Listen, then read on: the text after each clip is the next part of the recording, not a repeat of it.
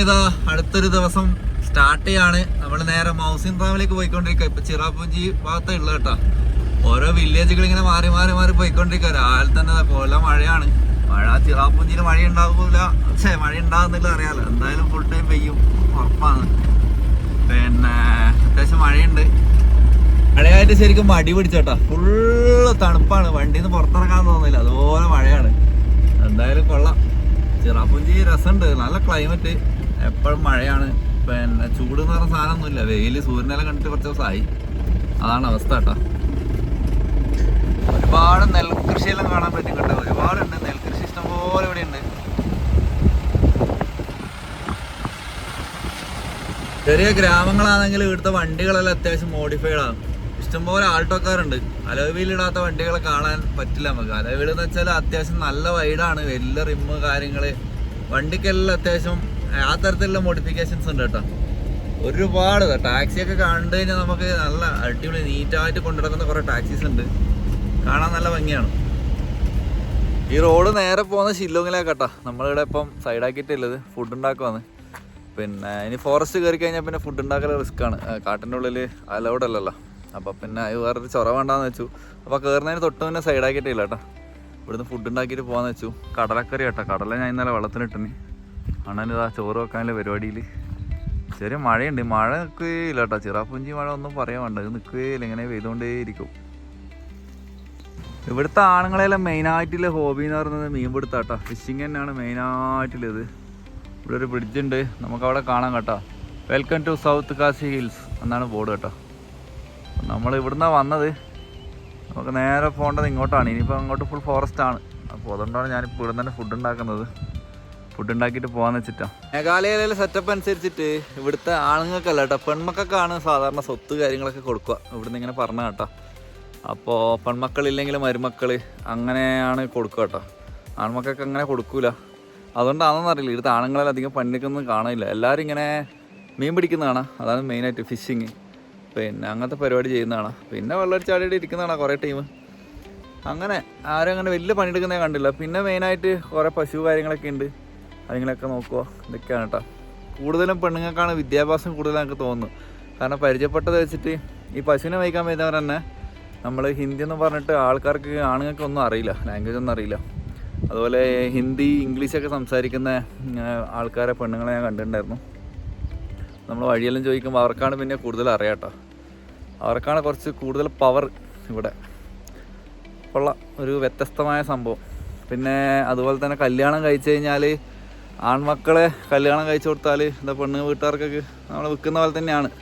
പിന്നെ ഒരു അടിമയായി ജീവിക്കേണ്ട ഒരു ആ ഒരു ലെവലില്ലേ, അങ്ങനെയാണ് കേട്ടോ ഇവിടുത്തെ സമ്പ്രദായം. പിന്നെ എനിക്കൊന്ന് മദ്യത്തിനൊക്കെ ഭയങ്കര വിലക്കുറവാണ്. അതുകൊണ്ട് ഇവിടെ നിന്ന് ഇങ്ങനെ പറഞ്ഞു കേട്ടു 100-200 റുപ്യക്കെല്ലാം ഫുള്ള് കിട്ടുമെന്ന് പറഞ്ഞേക്കാം. അതുകൊണ്ടായിരിക്കും എല്ലാവരും ഫുള്ള് അട്ടിയാണ്. അവിടെ പോയാലും അട്ടിയാണ്. ഏത് മുക്കിന് മൂലക്ക് പോയാലും അത് കാണാൻ പറ്റും. അതിന് മാത്രമേ യാതൊരു കുറവില്ല. അതുപോലെ കുറേ ആൾക്കാർ പാറ പൊട്ടിച്ചിട്ട് ജില്ലയാക്കൂലേ. നമ്മളെ നാട്ടിലൊക്കെ ഇങ്ങനെ ഷെഡ് കെട്ടിയിട്ട് വലിയ കല്ലൊക്കെ പൊട്ടിച്ച് ജില്ലയാക്കൂലേ, ആ ഒരു സെറ്റപ്പ് ഇപ്പോൾ ഇവിടെ ഉണ്ട് കേട്ടോ. നമ്മളിപ്പോൾ ക്രഷറിലൊക്കെയാണ് നമ്മൾ ഉണ്ടാക്കൽ. പക്ഷെ ഇവിടെ അങ്ങനെ ക്രഷർ കാര്യങ്ങളൊന്നും ഇല്ല. അതുകൊണ്ട് അവർ തന്നെ സ്വന്തം പൊടിച്ച് കല്ല് പൊടിച്ച് പല പല സൈസിലുള്ള ജില്ലികൾ ഉണ്ടാക്കുന്ന പരിപാടി, അങ്ങനെയൊക്കെയാണ് മെയിനായിട്ട് ഇവിടുത്തെ പിന്നെ ജീവിതമാർഗ്ഗം എന്ന് പറയുന്ന സംഭവം. കൃഷി നെല്ല് കാര്യങ്ങളൊക്കെ ഉണ്ട്, അതൊക്കെ പിന്നെ സ്വന്തം ആവശ്യത്തിനായിരിക്കും. വേറെ കാര്യമായിട്ട് അങ്ങനെ ഒന്നും ഇല്ല കേട്ടോ.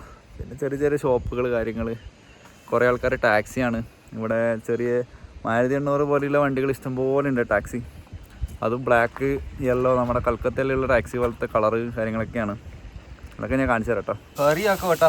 ചോറ് ഓൾറെഡി റെഡിയായി. അപ്പോൾ ജസ്റ്റ് ഒന്ന് കടലക്കറി തന്നെ, ചോറ് ഓൾറെഡി റെഡിയായി വെച്ചിട്ടുണ്ട്. ഇവിടെ നമ്മളെ മറ്റേ വെളിച്ചെണ്ണ ഒന്നും കിട്ടാനില്ല. വെളിച്ചെണ്ണ നാട്ടിൽ തന്നെ കൊടുക്കുന്ന റേറ്റാണ്. ഇതെല്ലാം മറ്റേ ഇതാട്ടോ, നമ്മുടെ കടുകെണ്ണയില്ലേ, കടുകെണ്ണയിലാണ് ഇപ്പോഴത്തെ ഫുഡെല്ലാം ഉണ്ടാക്കൽ. വലിയ കുഴപ്പമൊന്നുമില്ല കേട്ടോ.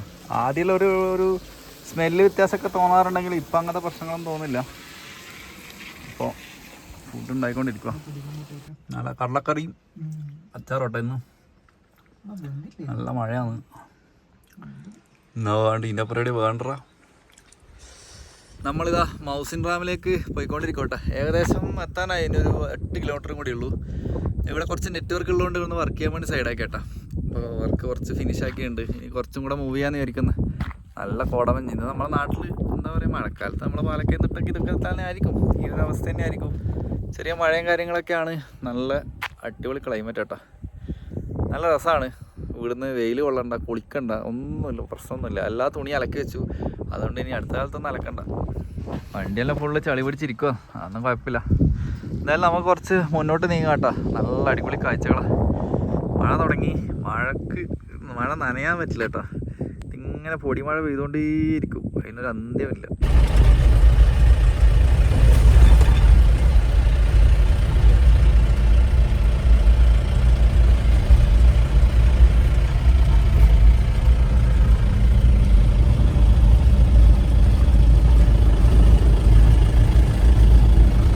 കിടിലൻ കോടമഞ്ഞ കേട്ടോ, ഒന്നും പറയണ്ട. കിടിലൻ മഴ, ചിറാപ്പൂഞ്ചി മഴ, ഒരു രക്ഷയില്ല. ഓഫ്, എന്താ ചെയ്യാ.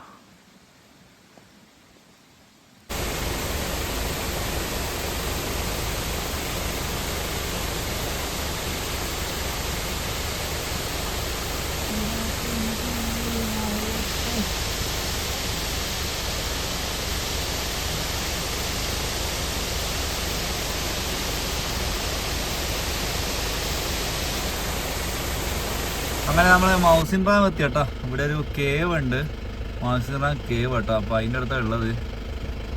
മൗജിംബോയിൻ കേവ് കേട്ടോ. എന്തൊക്കെയാ പേരൊന്നും അറിയില്ല. ഇങ്ങോട്ടാണ്, അങ്ങോട്ട് പോയി നോക്കാം കേട്ടോ. അങ്ങനെ നമ്മളിതാ കേവിലെത്തിയിട്ടുണ്ട്. വലിയ കേവൊന്നും അല്ലാന്ന് തോന്നുന്നു കേട്ടോ.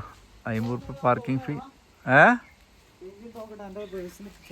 പാർക്കിംഗ് ഫീ 50 രൂപ, എൻട്രി ഫീ 50 രൂപ.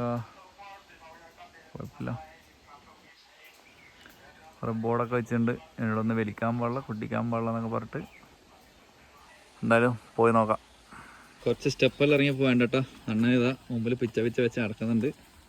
വീണ് കഴിഞ്ഞാൽ ആദ്യം ഓനെ വീലു, നല്ലോണം വൈദ്യുതി വീഴാൻ ചാൻസ് ഉണ്ട്. എൻ്റെ ചെരുപ്പിന് ഗ്രിപ്പില്ല. ചെരുപ്പ് വാങ്ങണമെന്ന് വെച്ചാൽ കുറേ കാലം കേട്ടോ. ഒരു ടൗൺ ഏരിയ കെട്ടിയിട്ടില്ല. ഇന്ന് മൗസിൻ റാമിന് ഞാൻ ചെരുപ്പ് മേടിക്കും. കുറേ കാലമായി. മേഘാലയയിൽ ഒരുപാട് ഉണ്ട് കേട്ടോ കേവ് കണ്ടാലും തീരില്ല. അതിലേറെ കേവുകളുണ്ട്. പിന്നെ ഇവിടുത്തെ കേവാണ് അത്തത്. ഞാനത് കാണിച്ചു തരാം. ഇതിനകത്ത് വെള്ളമൊന്നും ഇല്ലാന്ന് തോന്നട്ടോ. കുഴപ്പമില്ല, സമാധാനമുണ്ട്. മറ്റിടത്തെല്ലാം വെള്ളം കയറിയിട്ടില്ല. മഴക്കാലമായതുകൊണ്ട് ഫുള്ള് വെള്ളമാണ്. അതിനകത്തെ കൂടി മറ്റേ പുഴ വരുന്ന പോലെ വരുന്നത്. അപ്പോൾ അതിനകത്തെ കൂടി നമുക്ക് അകത്തോട്ട് കയറാൻ പറ്റാത്തൊരു പ്രശ്നമുണ്ട്. സീസൺ അല്ലാത്തതുകൊണ്ട് അങ്ങനെ ഒരു പ്രശ്നമുണ്ടാവും. എല്ലാ സ്ഥലങ്ങളും ഇങ്ങനത്തെ സ്ഥലങ്ങളൊന്നും എൻജോയ് ചെയ്യാൻ പറ്റില്ല. പക്ഷേ പ്രകൃതി ഒരു രക്ഷയില്ല. ഗ്രീനറി പൊളി. പിന്നെ ഓഫ് റോഡിങ്ങിന് ഒരു രക്ഷയില്ല. എവിടെ പോയാലും ചെളിയാണ്. ചെളിയിൽ ഇങ്ങനെ വണ്ടി കെട്ടത്ത് കളിക്കാം നമുക്ക്. ഇതാണ് കേട്ടോ നമ്മളെ കേവ്. പൊളി. അത്യാവശ്യം നല്ല വലുപ്പമുണ്ട്. പിന്നെ അതിനകത്ത് നമ്മുടെ ഒരു ശിവലിംഗത്തിൻ്റെ സെറ്റപ്പൊക്കെ ഉണ്ടെന്നാണ് ഇവൻ പറഞ്ഞത് കേട്ടോ. കൊള്ളാം. അങ്ങനെയുണ്ട്. വലിയൊരു പാറ.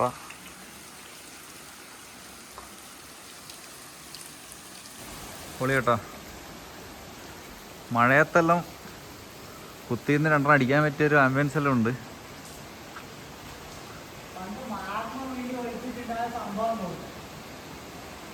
ലൈംസ്റ്റോൺ മാൻ, ലൈംസ്റ്റോൺ. അതാ പറഞ്ഞ ലൈംസ്റ്റോൺസിന്റെ ഈ മേളിന്ന് വന്ന് വീഴുന്ന കേട്ടാ.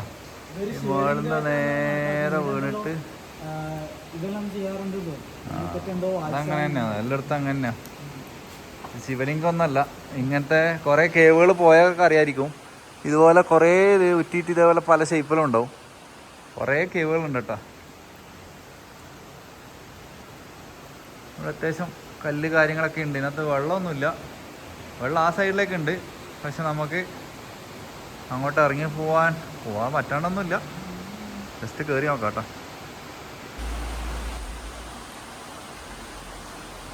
കൊള്ളാം.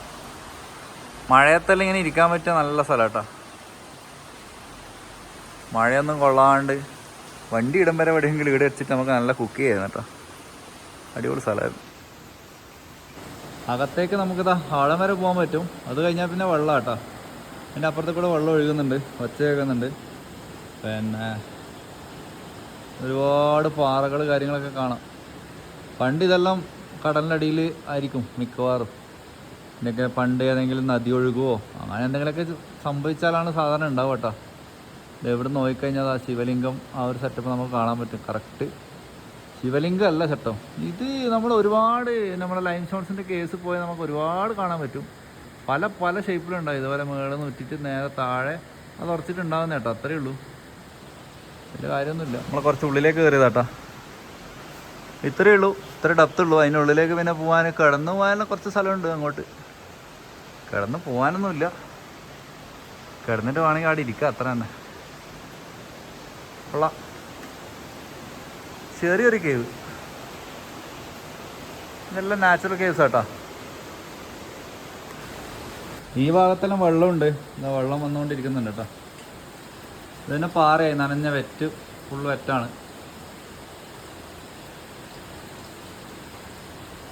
ഇതിൽ വേണമെങ്കിൽ നമുക്കിത് കിടന്നിട്ട് ഇങ്ങനെ ഇരിക്കാം, അത്രയേ ഉള്ളൂ.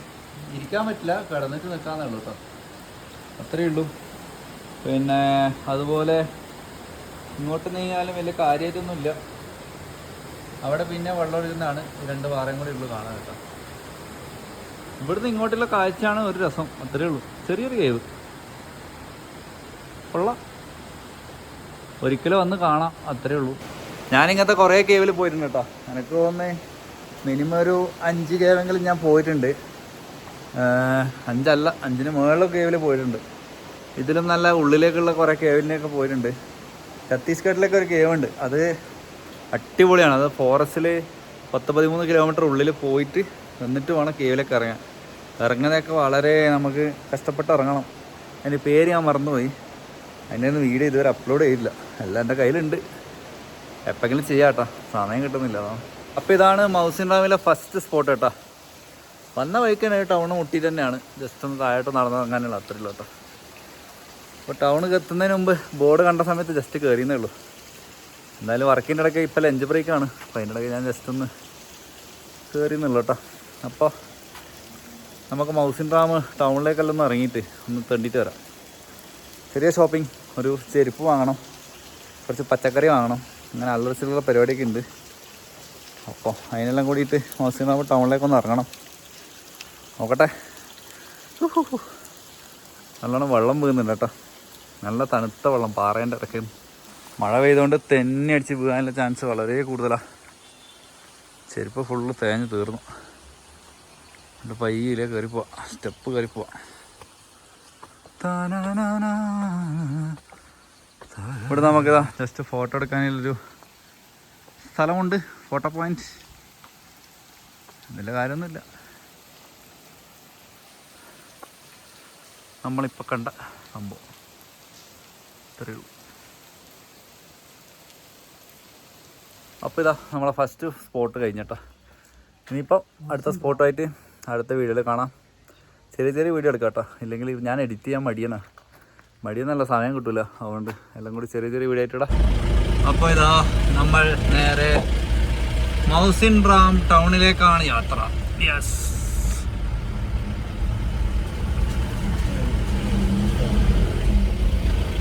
മൗസിൻ റാം ടൗണിൽ പോയപ്പോൾ തന്നെ ഇതുപോലെയുള്ള വണ്ടികളെ കേട്ടോ കണ്ടത്. മാരുതി 800 പിക്കപ്പ് ആക്കിയിട്ട് നോക്കിയ കമ്പിയും കയറ്റിയിട്ട് പോകുന്നത്. ഇതുപോലെയുള്ള ഇഷ്ടംപോലെ മോഡിഫൈഡ് വണ്ടികൾ ഇവിടെ കാണാം കേട്ടോ. ഒരു പ്രശ്നവുമില്ല, നമ്പർ പ്ലേറ്റും വേണ്ട, ഒന്നും വേണ്ട. പിന്നെ രാത്രി ഇവിടെ തന്നെയാണ് നമ്മൾ സ്റ്റേ അടിച്ചത്. ഇവിടെ അത്യാവശ്യം വണ്ടികൾ ആൾക്കാരില്ലോണ്ട് അവിടെ തന്നെ സ്റ്റേ അടിച്ചിട്ടാ. അപ്പോൾ ബാക്കി മൗസിൻ റാമിൻ്റെ കാഴ്ചകളിലൊക്കെ ആയിട്ട് അടുത്ത വീഡിയോയിൽ വരാം. എല്ലാവർക്കും താങ്ക് യു ഫോർ വാച്ചിങ്.